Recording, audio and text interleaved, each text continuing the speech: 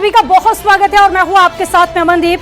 UP में 9 सीटों पर उपचुनाव की लड़ाई लगातार तेज होती जा रही है। मुख्यमंत्री योगी आदित्यनाथ के कटोगे बटोगे वाले दांव पर समाजवादी पार्टी की तरफ से पोस्टर वार छेड़ी जा चुकी है, तो वहीं अखिलेश यादव ने इसी बीजेपी का डर बताया और साथ ही समाजवादी पार्टी की तरफ से इसकी काट में जुड़ेंगे तो जीतेंगे का नारा दिया। अब जाति और धर्म को लेकर चले जा रहे सियासी दांव के बीच में सवाल यह है कि 9 सीटों के दंगल में क्या योगी का नारा कारगर साबित होगा और पीडीए की राह से कामयाबी की चाह रखने वाले अखिलेश यादव का पलटवार वाला दांव कितना कामयाब होगा। इन्हीं सवालों के इर्द गिर्द आज की महाबहस, लेकिन पहले उससे देखिए ये रिपोर्ट। मैंने कहा था ना कि बटोगे तो कटोगे, एक रहोगे तो नेक रहोगे। कोई माई का लाल आपका बाल बांका नहीं कर पाएगा। उपचुनाव के लिए तैयार, यूपी में पोस्टर वार।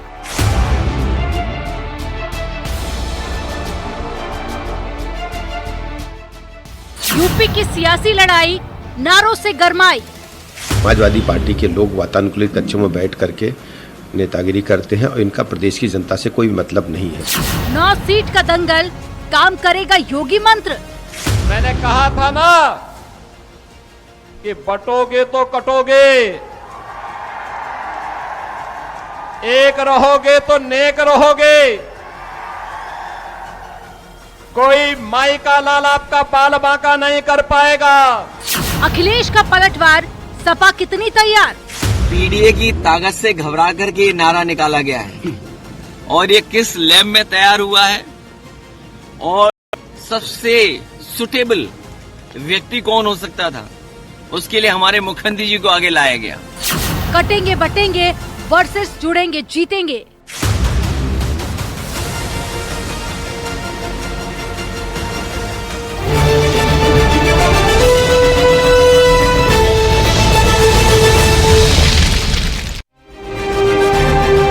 और अब वक्त हो गया है महाबहस के सवालों का, तो जरिए आपको बताते हैं कि महाबहस के आज के सवाल क्या रहेंगे। सवाल नंबर 1, यूपी की सियासी लड़ाई क्यों नारों से गरमाई। दोनों तरफ से हम देख रहे हैं कि लगातार नारेबाजी की जा रही है, पोस्टर वॉर शुरू हो चुका है। 9 सीटों का दंगल, काम करेगा योगी मंत्र। 9 सीटों पर उपचुनाव होने हैं। अब योगी का ये मंत्र कितना कारगर साबित होगा, इसके लिए थोड़ा सा इंतजार जरूर करना होगा। और तीसरा सवाल, अखिलेश का पलटवार, सपा कितनी तैयार।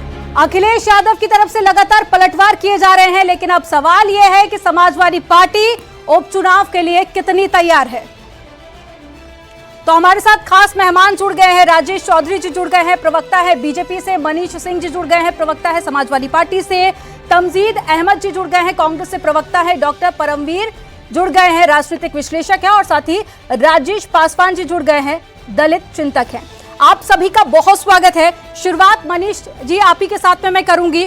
कटेंगे बटेंगे जुड़ेंगे जीतेंगे, दोनों बयानों में क्या अंतर है। बहुत अच्छा आपने सवाल पूछा है और वर्तमान राजनीतिक परिस्थिति में यह सवाल बहुत ही जायज़ है। देखिए 22 अगस्त 2024 को योगी आदित्यनाथ जी ने आगरा में एक सभा को संबोधित करते हुए कहा था कि बटेंगे तो कटेंगे। इस नारे की शुरुआत योगी जी ने जब किया तो लोकसभा के चुनाव के परिणाम आने के बाद से भारतीय जनता पार्टी के आंतरिक भारी अंतरकलह से जूझती हुई जो भारतीय जनता पार्टी थी, योगी जी पर जिस तरह से भारतीय जनता पार्टी का शीर्ष नेतृत्व ठिकरा फोड़ रहा था, उसके बाद अपनी राजनीतिक जमीन को बचाने के लिए योगी आदित्यनाथ जी का जो राजनीतिक परिपाटी है, राजनीतिक जो सिद्धांत है, वो भारतीय जनता पार्टी के राजनीतिक सिद्धांतों से मेल करते हुए योगी आदित्यनाथ जी सांप्रदायिक राजनीति के लिए जाने जाते। एक बात। दूसरी जो महत्वपूर्ण बात है कि 2024 का लोकसभा का चुनाव का परिणाम, योगी जी के चेहरे का जो भाव भंगिमा है उसको जब आप देखेंगी तो महसूस होगा कि डरे डरे सहमे सहमे से योगी जी दिखाई देते हैं। जब हम कहते हैं कि जुड़ेंगे तो जीतेंगे, इसको दो परिप्रेक्ष्य में आप देखने की कोशिश करिए। एक परिप्रेक्ष्य ये कि जो हमारा पीडीए का पराक्रम है, पीडीए का जो पुरुषार्थ है, पीडीए का जो परिवार है, वो दबे कुचले, शोषित, वंचित, पिछड़े, दलित, अल्पसंख्यक, इन समाज के सभी निचले तबके जो लोग हैं वो जब एकत्रित होकर के लोकतंत्र और संविधान की रक्षा करने की बात करते हैं। सर, मेरा आपसे सवाल ये था कि दोनों नारों में अंतर क्या है। अब मुख्यमंत्री के बयान का आपने यहां पर जिक्र किया। एक मिनट सर, सीएम का जो स्टेटमेंट था वो ये था कि बटोगे तो कटोगे, एक रहोगे तो नेक रहोगे, राष्ट्र से बड़ा कुछ भी नहीं है, हमारी ताकत हमारी एकता में निहित है। यानी कि एकता की बात मुख्यमंत्री योगी आदित्यनाथ कर रहे थे और अखिलेश यादव भी यहां पर सभी को जोड़ने की बात कर रहे हैं। आप बीजेपी के पिच पर खेल रहे हैं। नहीं, देखिए 24 के बाद से राजनीति बदल गई है। योगी आदित्यनाथ जी और पूरी भारतीय जनता पार्टी जितना स्क्रिप्ट तैयार कर ले, भारतीय जनता पार्टी को अब हमारे पीछ पर आना पड़ेगा। हम लोग कभी भारतीय जनता पार्टी के पीछ पर नहीं है। आज के समय में हम मेजबान हैं, मेहमान नहीं है। भारतीय जनता पार्टी अगर इस मुगालते में रहती है तो दिमाग से निकाल दे। हम अब मेहमान नहीं है, मेजबान है। हमारी पीछ पर बात करनी पड़ेगी। आपको लोकतंत्र की, संविधान की बात, शब्द अलग अलग हो सकते हैं, मुख्यमंत्री के शब्द अलग हो सकते हैं, अखिलेश यादव के शब्द अलग हो सकते हैं, लेकिन मायने तो एक ही हैं।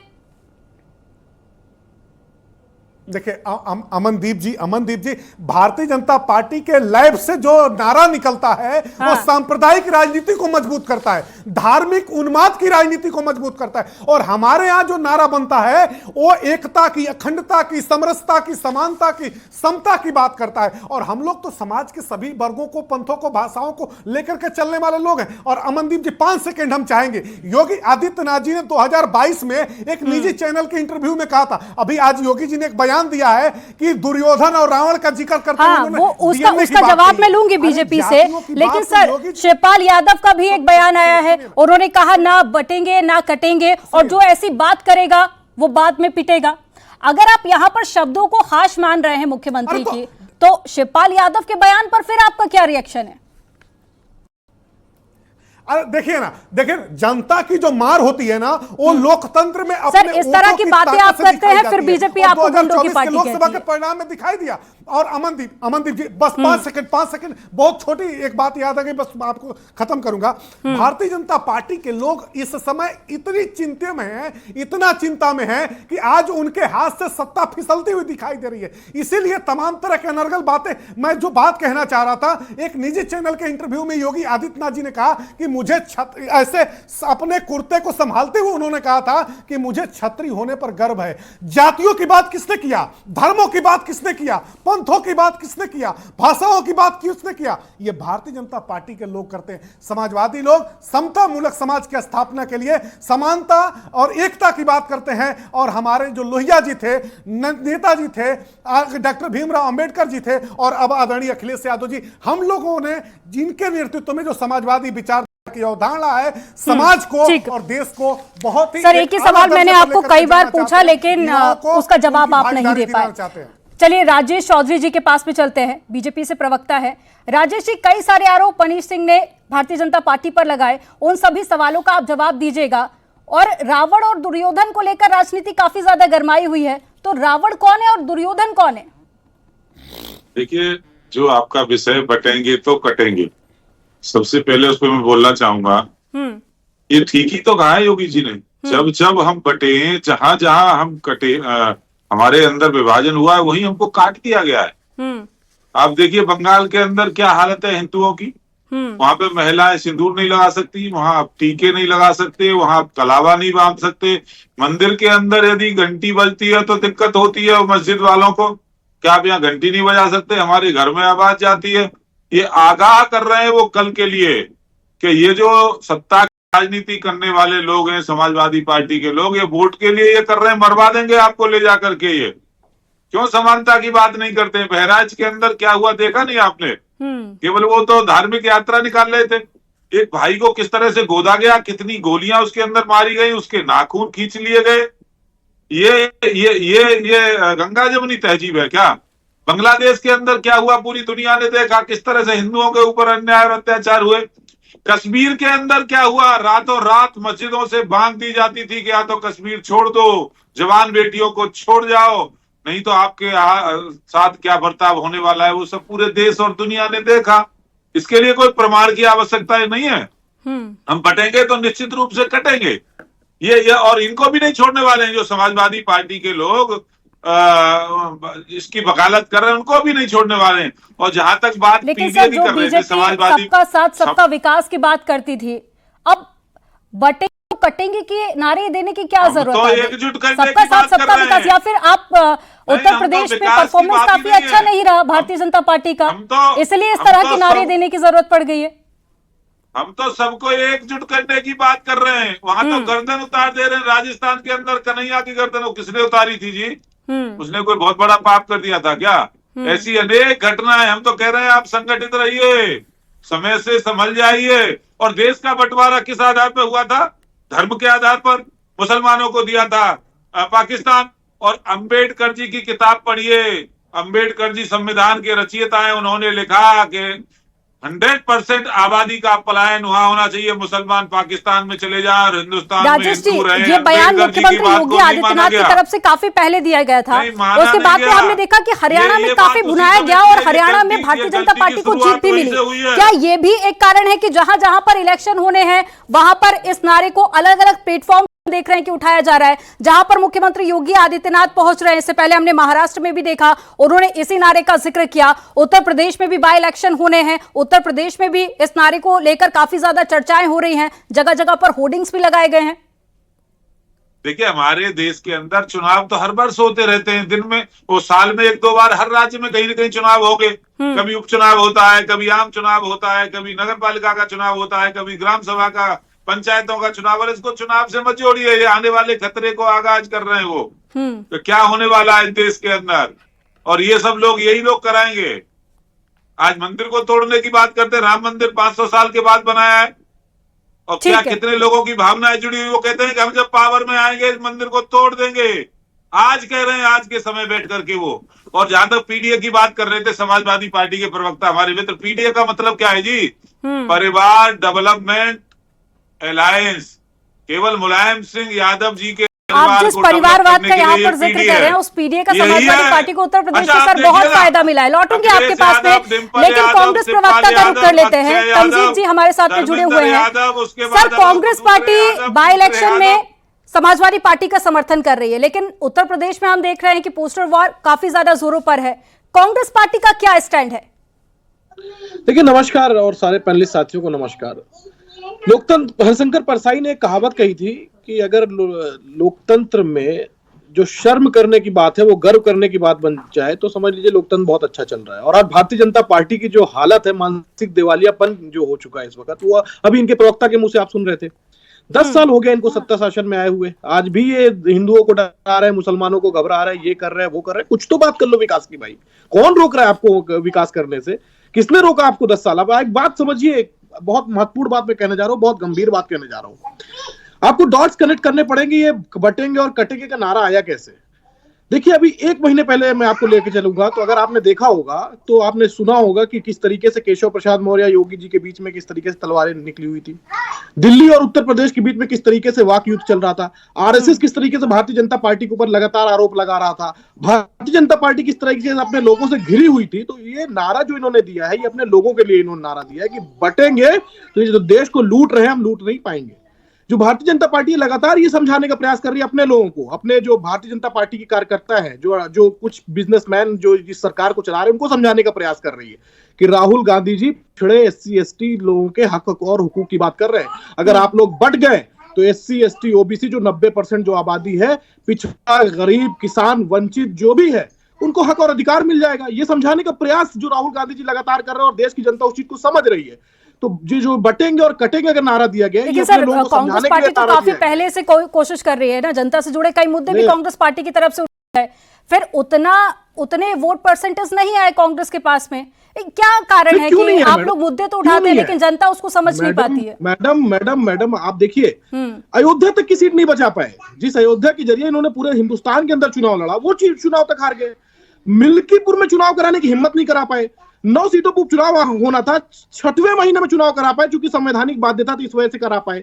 तो जो इन्होंने एक विचार दिया था कि 400 सीटें दीजिए, हम इस संविधान की हत्या कर देंगे, वो करने का प्रयास ये 240 सीटों की बात कर रहे हैं। वरना एक बात समझिए, जो दल सत्ता में पिछले 10 सालों से है, वो आज यहाँ पे बैठ के हिंदू मुसलमान की बात कर रहा है, देश को बांटने की बात कर रहा है, देश के लोगों के अंदर सामाजिक असमानता फैलाने की बात खुले चैनल पे कर रहा है। तो आप समझ सकते हैं कि जो बात की 400 सीटों लाने की बात करने वाले थे, वो 240 सीटों के साथ ही संविधान की हत्या करने का प्रयास कर रहे हैं। कर नहीं पाएंगे। आने वाले चुनाव के नतीजे में जब रिजल्ट आएंगे तो काफी हद तक तस्वीर साफ हो जाएगी। आप जनता तक कितने मुद्दे पहुंचा पाते हैं और कितने जनता से कनेक्ट हो पाते हैं, वो साफ हो जाएगा। राजनीतिक विश्लेषक भी हमारे साथ में जुड़े हुए राजेश पासवान जी। राजेश जी, शब्द अलग अलग हो सकते हैं लेकिन मायने लगभग एक जैसे ही नजर आ रहे हैं दोनों ही नारों के। क्या लग रहा है, उपचुनाव होने हैं उत्तर प्रदेश में और साथ ही महाराष्ट्र में भी इलेक्शन है, क्या मायने हैं? आपको क्या लगता है, दोनों ही नारों के क्या मायने?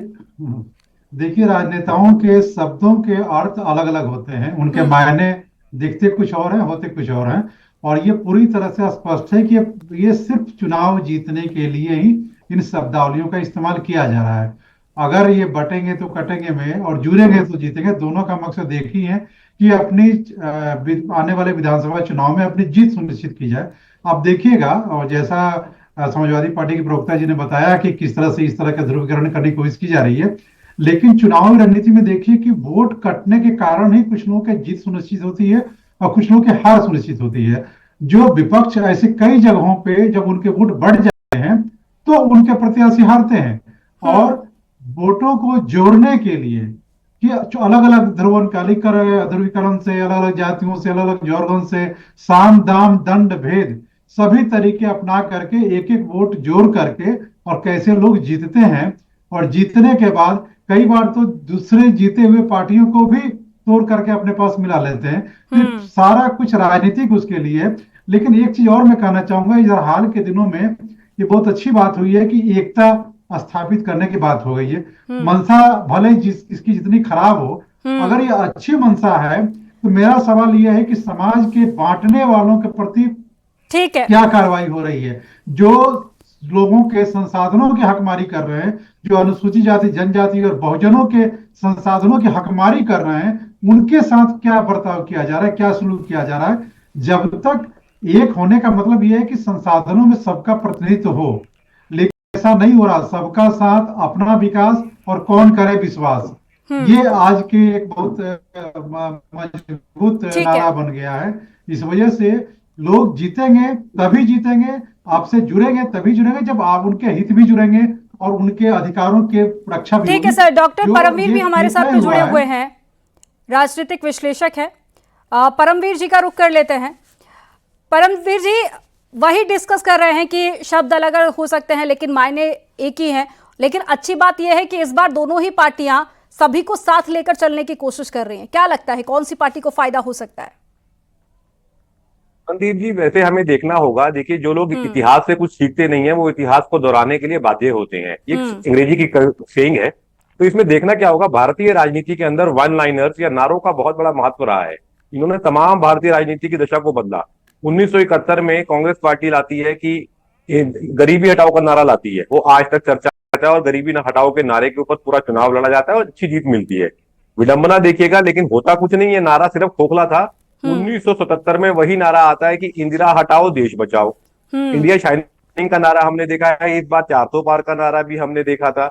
बटेंगे और कटेंगे नारे के अंदर जो है लोगों से ये स्ट्राइक करता है, लोगों के दिमाग को स्ट्राइक करता है। जैसे वन लाइनर्स होता है कि जैसे वो एडवर्टाइजमेंट कंपनीज भी करती है कि आज ये क्या चल रहा है, तो फॉग चल रहा है। मैं एग्जाम्पल कोट करने के लिए कह रहा हूँ, ये लोगों से अगर सिंक्रोनाइज हो जाए तो इनके दूरगामी परिणाम होते हैं।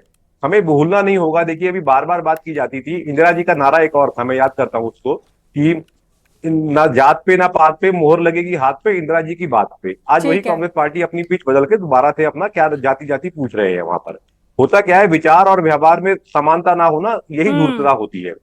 कुछ पार्टियां ऐसी थी जिन्होंने नारा दिया था कि 370 हटाएंगे, राम मंदिर बनाएंगे, कॉमन सिविल कोड आएगा, लेकिन वो बराबर बने हुए हैं। जो राजनीतिक पार्टियां बराबर अपनी नारे पे कायम रहती हैं उनको जीत मिलती है। यूपी में एक बार नारा उठा था, विकास का पहिया ठीक है, अखिलेश कई भैया। नारे आए और कई फायदे राजनीतिक पार्टियों को जरूर हुए हैं। चलिए एक बार फिर से राजेश चौधरी जी का रुख कर लेते हैं। राजेश जी, आप सवाल ये पूछे जा रहे हैं कि जब सबको साथ लेकर चलने की बात हो रही है तो कटेंगे और बटेंगे की बात क्यों हो रही है? देखिए, सबको साथ लेके तो सरकार चली रही है। सबका साथ, सबका विकास, सबका विश्वास तो नारा हमारा था ही। विकास में कोई हमें दिक्कत नहीं है। आप कई उदाहरण में आपको बताऊंगा। अजमेर दरगाह के खादिम सलमान चिश्ती ने सार्वजनिक रूप से नूपुर शर्मा पे इनाम घोषित किया कि उसकी गर्दन जो काट करके लाएगा उसको 1 करोड़ का इनाम दिया जाएगा। अभी बदायूं के अंदर साजिद खान नाम के एक व्यक्ति ने 2 बच्चों का गला काट दिया। ये घटनाएं हो रही हैं। ये घटनाएं घट रही हैं। ऐसा नहीं है कि कोई हवा में ये सब बात हो रही होगी। और हम तो सबको साथ लेके चल रहे हैं। कांग्रेस के प्रवक्ता अभी प्रवचन कर रहे थे। अरे भाई, तीसरी बार सरकार बनाई है नरेंद्र मोदी जी ने। 62 साल के इतिहास में पहली बार ऐसा हुआ कि तीसरी बार हम लोग सरकार में आए। और आपके राहुल गांधी 100 भी नहीं छू पाए भाई। 99 वो नहीं छू पाए। हम शान से कहते हैं हमने तीसरी बार सरकार बनाई है और चौथी बार नहीं बनाई। लेकिन उत्तर प्रदेश हमारे काम का ही तो परिणाम है। बात कर लें और तो कांग्रेस 14, 19 और उसके बाद में 2024 में हमने देखा वोट परसेंट धीरे धीरे कम हुआ है। और क्या वही वोट बैंक को साधने के लिए इस तरह की नारेबाजी की जा रही है? आप तो मंत्रालय बांट रहे थे, आप तो सरकार बना रहे थे हरियाणा के अंदर। और हरियाणा की जनता ने हमको मैंडेट दिया कितना स्पष्ट बहुमत के साथ। सरकार हमें हरियाणा के अंदर बनाए। समझिए जनता का माइंडसेट। आपको स्वीकार करने वाली नहीं है। जाति जाति की बात करते हैं, जाति जनगणना की बात करते हैं। अरे राहुल गांधी की जाति आप ही बता दो। राहुल नहीं बताएंगे तो मैं पूछ रहा हूं। आप पिछड़ों की बात करते हैं। आप पिछड़े हैं, दलित हैं, ब्राह्मण हैं, राजपूत हैं। अरे राहुल जी बताइए ना। भाग जाएंगे क्योंकि फिरोज खान के पोते हैं। अब जाति क्या बताएं बेचारे। तो ये सब दोगले लोग हैं। ये जनता के अंदर भ्रम फैला करके, झूठ फैला करके केवल वोट हासिल करना चाहते हैं। जाति जनगणना की बात करेंगे, अपनी बताएंगे नहीं। अरे भाई, क्यों नहीं बताना चाहते हो? आप बताइए ना। और ये वो पार्टी है जिसने कहा कि देश के संसाधनों पर पहला अधिकार मुसलमानों का है। यदि देश के अधिकार संसाधनों पर पहला अधिकार मुसलमानों का है जल्दी तो से जवाब ले लेते पाकिस्तान हैं। किस लिए दिया था? चलिए जल्दी से कांग्रेस के प्रवक्ता से जवाब ले लेते हैं। उसके बाद में मनीष जी मैं आपके पास पे आऊंगी। झूठ बोल रहा है। देखिए, बड़ा दुर्भाग्यपूर्ण है कि इतना प्रतिष्ठित चैनल पे भारतीय जनता पार्टी जिनके सत्ता में है, इनके प्रवक्ता को आगे यहाँ पे झूठ बोलना पड़ रहा, तब ये सत्ता शासन कांग्रेस पार्टी है। नहीं सुनिए, वाली तो कांग्रेस हो गया आपकी कॉमेडी हो गई, होगी आपकी कॉमेडी भाई, आपकी कॉमेडी हो गई। अरे सुनिए, अब आपकी कॉमेडी हो गई। अब ये डिस्टर्ब करेंगे। ये आपको मैंने वक्त दिया। अब सुन लीजिए आप। अरे बेईमानों की कई सारे आरोप लगाए, अब जवाब तो ले लीजिए ना। अच्छा, जमानत हो गई कॉमेडी आपकी, सोनिया गांधी हो गई कॉमेडी आपकी। बता रहा हूँ राजेश जी, आप जवाब ले लीजिए ना। सवाल आपने कई सारे पूछे। आपने कहा कि भाई हो गई आपकी कॉमेडी। कांग्रेस पार्टी, अब जवाब ले लीजिए। इसलिए जमानत पर छूटे हुए हैं भाई। बताइए ना किस भाई, जमानत है? बता रहा हूँ सुनिए सर, सुन लीजिए। अब सुन लीजिए। हो गई आपकी कॉमेडी भाई। बड़े स्टैंड अप कॉमेडियन को फेल कर देंगे। बड़े स्टैंड अप कॉमेडियन को फेल कर देंगे भैया। सुनिए, एक बात बताइए, जिस तरीके से अभी उन्होंने फिरोज खान का नाम, फिरोज खान, कितनी शर्मनाक बात कर रहे हैं। गांधी जी ने फिरोज खान बना कई आरोप लगाए हैं। आप जवाब ले लीजिए ना। बहराइच की बात सुनिए भाई। अरे हो गई कॉमेडी आपकी भाई। कॉमेडी खत्म कीजिए। था कि नहीं था बताइए। आप अपने बाप को भी बदल दे रहे हो भाई। अब कॉमेडी मत करो भाई। हो गई कॉमेडी। कॉमेडियन को क्यों बुला लेते हैं आप लोग डिबेट में? कॉमेडी करने के लिए आप लोग डिबेट में बुला लेते हैं मैडम। आप लोग का इतना प्रतिष्ठित चैनल है, आप कॉमेडियन को डिबेट में बैठा रखते हैं। पास कोई जवाब ही नहीं है। राजेश जी, मुझे आपकी ऑडियो डाउन करनी पड़ेगी। प्लीज जवाब ले लीजिए। इनकी ऑडियो डाउन भाई। कॉमेडियन को क्यों बैठा लेते हैं आप लोग डिबेट? ठीक है सर, बात पूरी कीजिए आप। शिक्षित लोगों को बैठाइए डिबेट पे, कम से कम बौद्धिक सोच जो रखते हैं। राजेश जी, मुझे आपकी ऑडियो डाउन करनी पड़ेगी। प्लीज आप जवाब ले लीजिए। फिर मनीष जी के पास भी जाना मेरे। फैक्ट्री लगाने वाला कॉमेडियन। अभी ये बहराइच की बात कर रहे थे। अभी ये बहराइच की बात कर रहे थे। बहराइच का दंगा किसने कराया? भारतीय जनता पार्टी के विधायक ने बता दिया किसने वहां पे दंगा करवाया। बाकायदा नामजद FIR कराई है बहराइच की विधायक, भारतीय जनता पार्टी। सुनिए ना, अरे मैडम, जांच होगी ना, उसका इंतजार करना चाहिए ना आपको रिपोर्ट आने तक। नहीं, भाजपा का विधायक आरोप लगा रहा है तो उस आरोप की गंभीरता को समझिए कि दंगा करा कौन रहा है। सारे भारतीय जनता पार्टी कार्यकर्ताओं का नाम दिया। अब मैं आता हूँ आपकी मूल बात पे। राजेश जी, सबका साथ सबका विकास की बात करती है भारतीय जनता पार्टी और लगातार आप जाति पूछते जा रहे हैं। अब बात सुनिए, जाति से ऊपर क्यों नहीं उठती है राजनीति? मैं आ रहा हूँ मैडम, मैं आ रहा हूँ। मैं उस पीड़ा को समझिए। भारतीय जनता पार्टी अभी सत्ता में है, देश को चलाने में 90% जो आईएएस हैं, 90% आबादी के सिर्फ 5% रिप्रेजेंटेशन है पीएमओ के अंदर। कर दे 45%, 50% कर दे, मैं चुनौती देता हूं, कर दे, कल कर दे, आज कर दे, परसों कर दे। जितने भी आज विश्वविद्यालय के अंदर जितने भी वीसी बैठे होंगे, 90% आबादी के रिप्रेजेंटेशन करने वाले 3 से 4% है। कर दे 50%। मैं मना कर रहा हूं क्या इनको करने के लिए? 500 जो सबसे बड़ी कंपनियां इस देश के अंदर है, आप इसमें से 90% आबादी का रिप्रेजेंटेशन यहाँ पे बैठे हुए मैं मना कर रहा हूँ क्या? ये सबके साथ सबके विकास की बात नहीं कर रहे हैं। कुछ लोग अखिलेश यादव, अमनदीप जी जीत भी मिली और उसके बाद पे अब इन लोग को जरा ठीक है सर, आप अपनी बात पूरी कीजिए। इन लोग का ऑडियो डाउन करा दीजिए प्लीज। संसाधनों पे पूरा अधिकार है ये देश के अमनदीप जी, राजेश जी जवाब नहीं लेंगे तो ऐसे डिस्कशन नहीं हो पाएगा ना। ठीक है मनीष जी, बात पूरी कीजिए।